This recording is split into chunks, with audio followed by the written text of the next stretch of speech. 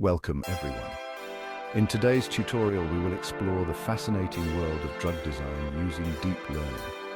We will break down a research study on accelerating de novo drug design against novel proteins step by step. Let's get started. Drug design is crucial for developing new therapeutics, especially against emerging diseases. Traditional methods are time-consuming and costly. Recent advances in deep learning offer new opportunities to speed up this process. Our study focuses on using deep learning to design drugs against novel target proteins. The goal is to create a pipeline that works even when there is limited or no target-specific ligand data available. Let's dive into the pipeline, which can be divided into several key components. Dataset curation, pre-processing, training the generative model, transfer learning, training the predictive model, reinforcement learning, and validation. The first step is dataset curation. We obtain datasets from the Chembol database representing molecules in the SMILES format.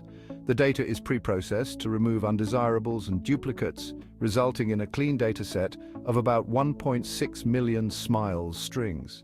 Next, we train a generative model using a deep neural network with gated recurrent units, or GRUs, and stack-augmented memory. This model learns the grammar of small molecules and generates novel valid molecules.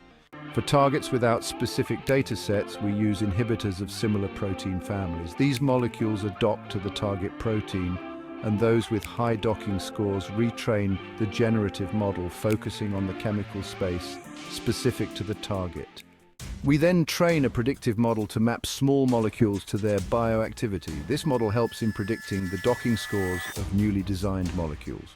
Combining the generative and predictive models through reinforcement learning optimizes molecule generation. The generative model acts as an agent, while the predictive model acts as a critic, refining the generation process for better docking scores. Generated molecules are filtered based on physicochemical properties and structural alerts. Valid molecules are further validated using molecular modeling to ensure they have desirable drug-like properties. As a proof of concept, we applied this pipeline to design inhibitors for the human JAK2 protein.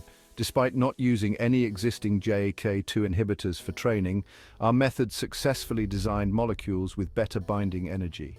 And that's how we accelerate de novo drug design using deep learning.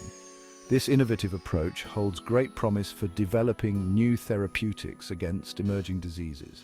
Thank you for watching, and we hope you found this tutorial insightful.